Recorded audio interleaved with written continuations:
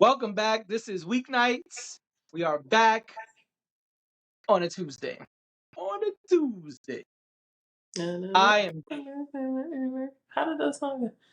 And the whole hell going up on a Tuesday. There you go. And I was in the club. Anyway. Collar. Yeah. I am JD, aka He Who Pods, And I aka oh, what was it you called me with the reflection? Oh, aka Rearview Mirror. rear view mirror. I remember. I immediately thought of Justin Timberlake. It's like you're my mirror. My mirror staring back at me. That's right. Um and I am Dash, aka Dashing D, aka the real king of R&B, aka I'm tired. And it's Okay. okay, but I'm tired. Your girl needs a nap. So, this is Weeknights. You know, the latest, the greatest, the shameless. All of the above. Of Um, the entertainment industry. yeah, they know. Hello, they know. All right, anyway, so. Real quick. Shout out to everybody who was on our live Oh, yesterday. yeah. We were live We yesterday. appreciate y'all. Yeah. Definitely Josh. We got to give a special shout out to Josh He because he was, had he the was in the most streets. class participation. He was in the streets. You know, our chat came alive with Josh. So much appreciated. He held us. He was in the chat the entire pod. That's why I'm giving him a special He shout out. was. I appreciate him, and I appreciate everybody else who showed up too. Yes, definitely. Thank you. And if you hit it on the replay, Pondy replay, then also shout out to Rihanna because she had the flu. She didn't make it to the Met Gala last night. That's I right. don't think Rihanna wanted to go to the Met Gala. We could, we don't have to discuss it, but she didn't want to go. No. And the sooner y'all accept that, the sooner we can move on. Because I feel like it's like a huge story. I mean, she's a big deal when it comes to that. But it's a huge story that Rihanna had the flu. Like, everybody was on the red carpet waiting for her. Meanwhile, they get word that she has the flu. She's not coming. That woman You wanted think to be she with had? her man and her You think kids. she had teenage fever? I think she wants to be with her man and her kids. That's exactly what I think. This is a new stage of life for her. Yeah. Her older child is not that old. Correct. Toddler. So, yeah, a toddler. Like, he's still in the phase where you can miss stuff if you leave the house too long. That's right. And So, speaking of, oh, what's up? no finish. No, I was gonna say. So I totally understand.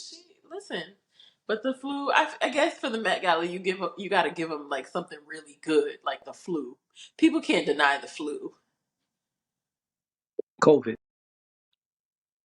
There's also that, but no one likes to say the C word. So, No, I'm saying even COVID couldn't deny the flu because oh, that's what they were saying it was. you're right. But speaking of phases, Yeah. some changes are coming to Marvel for phase 5, 6, and everything moving forward. Hmm. Bob Iger, the CEO of Disney, Hmm. he put the rules up on the board. He did. He put the rules up. And I'm going to read a little bit about that if you don't mind. Go for it. So this article comes from Variety. The headline reads, Marvel will release no more than 3 movies and 2 shows per year, Bob Iger says. Okay. Disney CEO Bob Iger says the company is shrinking the MCU with a new mission to drop the number of Marvel TV series to 2 a year and the film output to no more than 3 per year. Iger said this is part of Disney's overall strategy to reduce output and focus on quality. A strategy, quote that's particularly true with Marvel. I think that's funny, but I'll get to it in a minute. Mhm. He says, we're slowly going to decrease volume and go to probably about 2 TV series a year instead of what had become about 4, and reduce our film output from maybe 4 a year to 2 or maximum 3.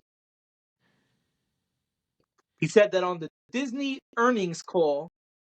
quarterly earnings call Tuesday. He Okay. said, and we're working hard on what that path is. I think this is, I know you're going to have a lot to say about this.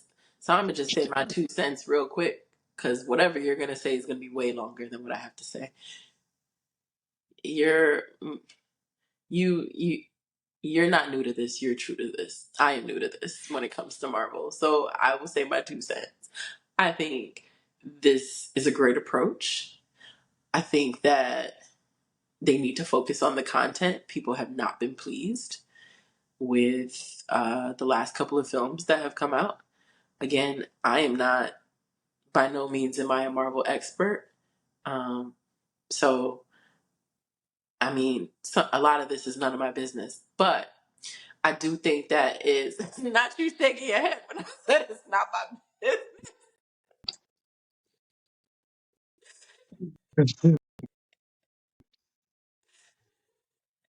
Wow. Rude.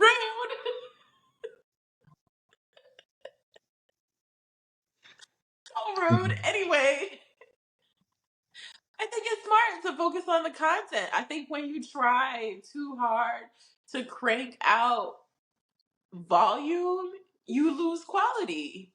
Not always, but often. So I think it's great that. Are you still reading? What? Yeah, I'm Oh, listening and reading.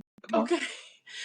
I think it's I think it's great that they're trying to fine tune it and trying to strategize because they were on such a good trajectory for a long time, and I think people were really excited, and I think people will still like show up, but there's been all this talk about like what type of agenda they're pushing, how they're positioning their content, and how social impact is having is having bearing on the content that they produce.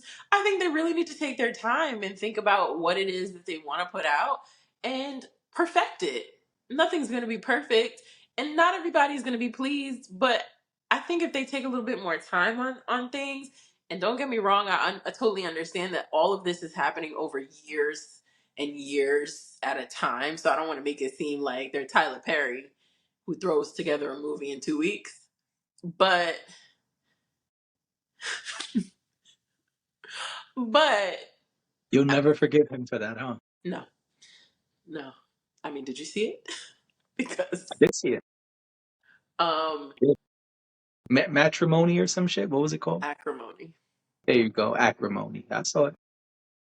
I did. I did. Right.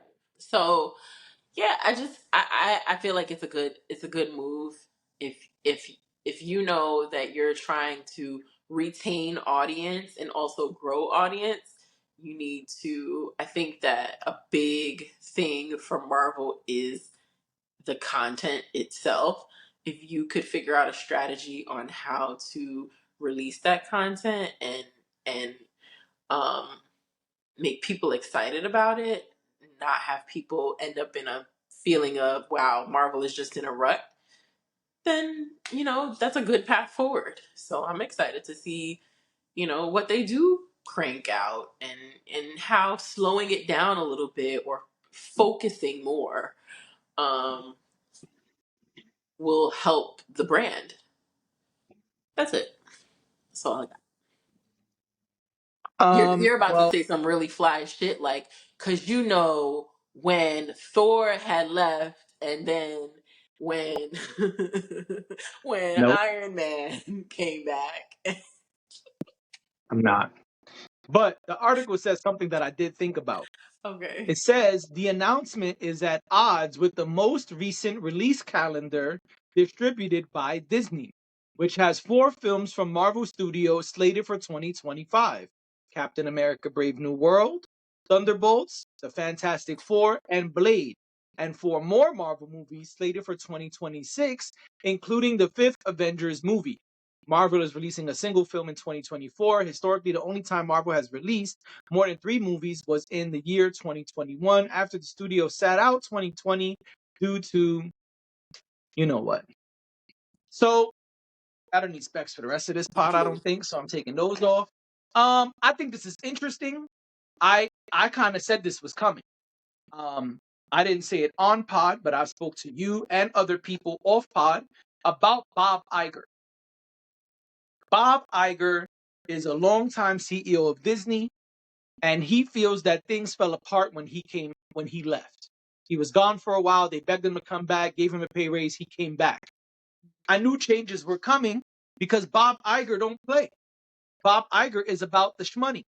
Bob Iger is about making things happen. I'm gonna move up just a page. So it's not surprising to me that Bob Iger is sitting here saying, "Hey, we're not doing the right thing with this Marvel IP. We're not putting out the proper types of content. What the hell was going on when I left?" So no, this is not surprising to me. I am just curious how that's going to happen. I don't know how that's going to happen because they're already playing catch up. Yeah. They had a lot of movies that were supposed to come out this year and they pushed them back. They had TV shows that they completely scrapped. They have a bunch of TV shows that they announced and we don't know when they're coming out. So I'm curious what's going to happen. I don't have a lot to say. I'm not surprised, but I'm curious how they're going to do this moving forward. Does that mean that some of the TV shows will never come out? Some of the movies will never come out? Or is this going to be something that happens after Secret Wars? Because Secret Wars is supposed to be happening, if we're sticking to the timeline of when they're putting things out, in 2027. So I don't know how you do that. They got a lot of stuff to wrap up in the next 2 years because 2024, they're not putting anything else out. That's why I'm not counting 2024. Yeah. They said the only movie they're putting out is Deadpool and Wolverine. I still don't believe that, but that's what they keep saying. So if I'm wrong, cool. But that's what they keep saying. So if that's the case, they have a lot of projects to put out in 2025, 2026, and 2027. I guess 3 years. I guess it depends when they drop that Secret Wars movie in 2027. I don't know how they're going to do that with the schedule he wants to put them on. I'm curious how that will affect the things that they have in the tuck, the things that they're working on, and the things they've announced, because they've announced lots of stuff. Yeah. But I think focusing on quality as opposed to quantity is always a good thing, because then you get a better product, even if you get fewer products. And I think less sometimes is more. Agree. And speaking of less being more, Well, I thought we were going in another direction, but apparently. Okay, here we are. all right, let's skip it. Let's skip. Let's go to the next topic. But No, not that one. no. Let's talk about it. That was a good segue. Well, Tiffany Haddish was on the Breakfast Club, Among other places, she's on a press run right now. But yes. and they asked her, how's her life been going since she quit. Since she quit what? Since she quit dick and alcohol. Okay, see, that's how the Breakfast Club said it. I was reading an article on the HuffPost, and they made it sound a lot more, That's the a headline lot more on the clip. PG. Hey, that is what Breakfast Club asked her. No, I They asked know. her straight up, how's life been going since you quit dick and alcohol? Yeah. So she's been celibate. Yeah. Well, she had her second DUI, I believe. She got her second DUI in November of last year. I believe that's I keep saying second because that's how she's been saying it. Like, this is not the first one that she's had. And since then, she stopped drinking. So she's Okay. been sober since then. And she also says she's been celibate. So she didn't give the Breakfast Club. Well, I don't know. The clip that I saw, that you saw, I don't know if there's more context to that clip because obviously the Breakfast Club is a longer show. So it's possible that she gave a lot more information. But what I did read um, in the HuffPost write up is that she feels like, sex involves like giving your soul away. And so she feels like she's not in a place to do that. She feels like it should be more meaningful than, just wham bam fake you man. She didn't say that, but this is my interpretation of what was said. So she talks about that, and people often talk about clarity and focus when they're not having sex. It can cloud your judgment. Um, it can distract you from things. So I'm always and she has a book coming out. The reason she's on a press tour is because the hardcover version of her book is coming out or came out today actually. Yeah, along with the audiobook. Along with the audiobook. So she's out, making the rounds. Now, the last we heard from Tiffany Haddish was her saying that she was going to Israel Yep. to To find find a a real man, man. to find a If real there man ain't, if there ain't in no real men in the United States. That's what in she the said. in the midst of all of the conflict between Israel and Palestine. This is what, and she made this whole speech about how she was going to see for herself what's going on over there. Just a whole lot of shit that I don't want to get into. And now this, That was like in February, right? That that wasn't that wasn't long long ago. ago. No, it wasn't long ago. Here's what I'll say. Say it, girl. Say Because it. I know you think that I'm gonna come on here and I'm gonna I'm gonna demolish her, and I'm not. I'm not, because I think that everyone, um, one of my favorite podcasters, Demetria L. Lucas, something that she says is there is grace for those who seek it, and I believe that. I believe I believe that people at least just deserve to atone for things they've done. I don't know where she's at with all of that happened some months ago. I don't want to know. I have not been looking for Tiffany Haddish in any way. I have not been trying to Me either. figure out what she's doing or where she's going or how she's doing it. Not interested. But what I will say is, I do think that there's something to be said about the fact that she is taking responsibility for the fact that her drinking was getting out of hand, whatever that meant Okay. for her. I also think that she knows well enough to know that maybe her vices were affecting her judgment. And to me, that may not necessarily fix the things she's done, but at least it lets me know that there's some self reflection and there's some self awareness going on. And I have respect for that. I think that people deserve, not all, but I think that most people deserve that moment. Grace. Hmm? Grace. Yeah. I think most people deserve that. She's not a murderer. Is she? No. We gonna have to cut that No, she's not a murderer. out. Oh, okay. She's not. I just don't think I shouldn't pinpoint things, but what I should say is that I think that the things that she's done, I think there is learning that can happen, and I think there's growth that can happen. Um, she's annoying as fuck, if you ask me. That's just, if you want to hear my real opinion. I don't care for her. Like, I'm not. I have no interest because I just feel like I know she's a comedian, but she's goofy.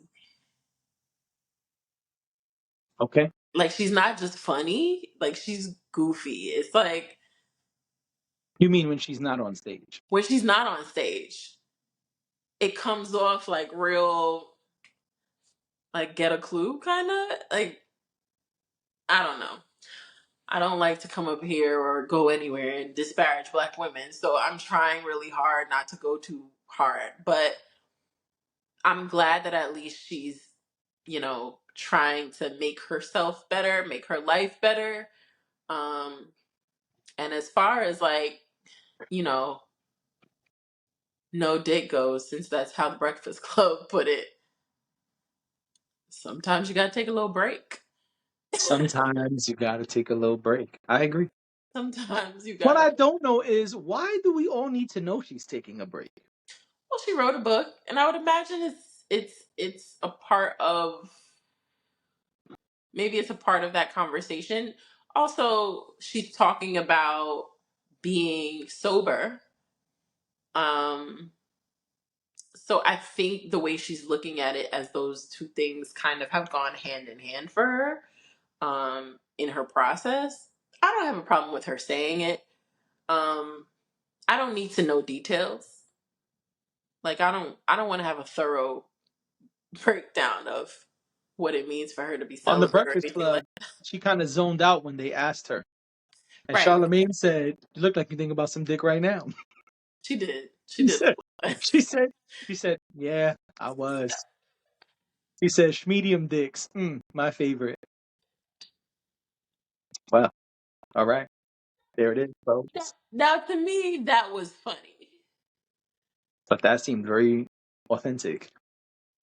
Yeah, that seemed real. But like other times not so much. So, I don't know. Yeah, listen, I don't know. The Israel shit was weird. By the way, yes, it was recently. It was in February. Yeah. That's weird. I don't think there's anything wrong with taking time to Mm. realize I have things that are making me unfocused. There Yeah. are things that are allowing me or helping me to spiral out of control, and I gotta kind of regroup. I gotta bring it back in, right? I got a friend that like to say I gotta reel it in. And Mhm. sometimes you gotta reel it in. I agree. Yeah. So I don't think there's anything wrong with that. If those are the steps that she feels she needs to take to make her life better, girl, do what you got to do. Um, I just think the shit is funny at the same time because when you there daydreaming, I think it's Yeah, funny. that was what made it that made it a funny moment. But that's what I'm saying. Like she doesn't even like that's why I like that version of her. She was also very mellow, and I don't. And maybe that's part of why, right? Maybe some of the things that we've seen, because I'm not a Tiffany Haddish fan either. I don't have a problem saying it. I don't like Tiffany Haddish. I think she does a lot of goofy shit. I think there are times when she cuts on the camera and says shit that I wish they would take her phone away. But I feel like that about a lot of celebrities, to be clearly. I say that all the time up here, right? I don't think Meek Mill should be allowed on Twitter. And a lot of people feel the exact opposite. They feel he's very entertaining and it's great. I feel Meek Mill and How can you be entertained Kanye. if you can't read what he said? Well, that's another conversation. But that you also Is are it? assuming the reading level of the people reading his tweets. But I You are say that to say absolutely correct. I say to say Tiffany Haddish is not alone. I feel the same way about Kanye. I don't think Kanye should be allowed to have social media, or people need to take a lot of people's devices away. But I would much rather see her like this on Breakfast Club than how we've seen her doing a lot of antic-y, goofy, weird shit online. So if removing dick and alcohol is what's going to allow you to be the real you and accomplish the things you need to accomplish, then I'm all for it. I I say, agree. do what you got to do, girl. Sometimes you got to go on a fast. You know what I'm saying? I agree. My only thought here is please don't come in our comments and tell us about how she's a comedian. I don't. That's not. Oh, comedian counts when you're on stage. I agree. Comedian counts when you're in a. No, I'm not talking to you. I'm talking to whoever's in the comments. Comedian counts when you're on stage. Comedian counts when you're in a role, not when you cut on a phone on a plane for 13 minutes and say that there's no men that are worth your time in America and that you don't believe the media and so you got to go to Israel to see what's really going on. That's not comedic shit. That's goofball shit. That's who you really are type shit, and you got to deal with that on your own time. But again, I feel like that about a lot of people, not just Of Tiffany. course. So Oh, she's not the only one. I don't want it to seem like I'm just coming at Tiffany. I feel like that about a But lot of celebs. She's she's a the topic topic of today. discussion. Yeah, She's a that's topic today. just what it is. You know who else we need to discuss? Who? Alicia Keys. Real quick before we go, I know we got to shut it down soon, but Shut it down. she recently launched. Why can't I find the word? She recently produced a Broadway musical called Hell's Kitchen. It just premiered, I think, I want to say 2 weeks ago. If Wait it's a been minute. that Are you if serious? it's been that long, yeah. So how the hell did God, I'm not that made And me it's mad. Go ahead. already, that's why I was telling you off high. That's why this is a big deal. It just came out and it's already nominated for 13 Tony Awards. 13. I've heard nothing but good things about the show. Um, Also, super cool that Alicia Keys is doing something like this. We know that she was heavily into performing arts. I mean, we know she's a big artist, but also even before then, I know she was very involved in like drama and whatnot. She's been in movies before, and whatnot. So I think this is really cool, and I'm really excited for her. And maybe I'll get to see the show. It looks pretty interesting. I don't have a description of the show right now, but I got it. okay. And you're right, but you're wrong. So it Oh, says here, this is from New York Theater Guide. It uh-huh. says, after a world premiere run at the Public Theater, the Okay. show, loosely inspired by Keys' own experiences in the title Manhattan neighborhood, comes to Broadway. So it had a run already that did exceptionally well at one Okay. theater, and now it went to Broadway. So this Okay. article was written on December 5th, 2023. It says the show is on fire. Hell's Kitchen, the new musical featuring the songs of 16-time Grammy Award winner Alicia Keys, is really cooking. Immediately after wrapping up its world premiere run at the Public Theater, the show is moving to Broadway, beginning performances on March 28th. Okay. Well, I'm more than 2 weeks.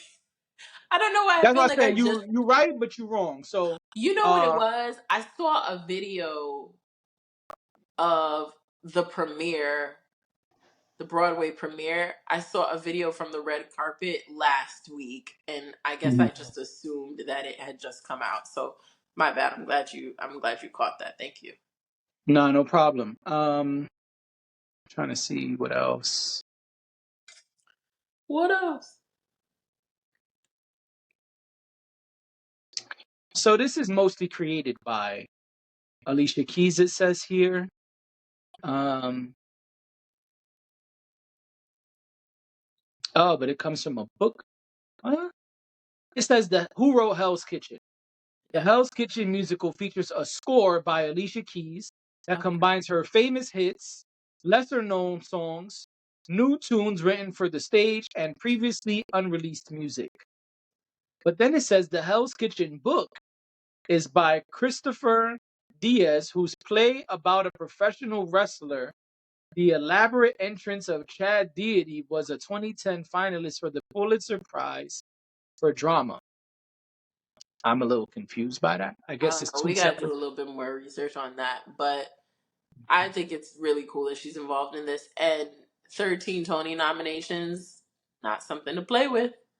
Yeah, I agree. Yeah, they got a whole breakdown of the acts, who's Yeah, in it, all of that. we can talk more about it another day if we want to dive back into that. Um, Yeah. but yeah, really excited for her. So Yeah, this is a big deal. I also think it's really cool that this is kind of like her story, right? Like this is it's cool. Yes, as an artist, it's awesome that you're able to include your music into this. But more important than that is that you get to tell your story through the music, right? yeah, that's cool. So she's combining her songs that we know, songs that we don't know, some new stuff, some unreleased stuff.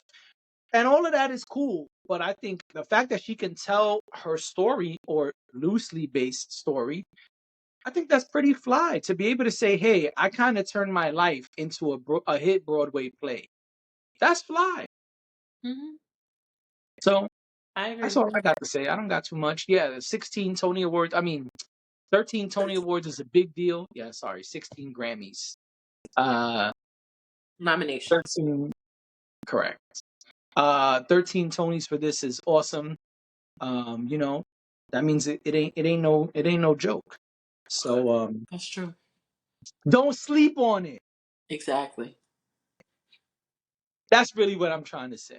Yeah. Shout out to Alicia Keys. That's very cool. Yeah. Good for her. Very happy for her. Hmm. And that's it for me. And that's it for us. This has been Weeknights. We'll see you guys tomorrow.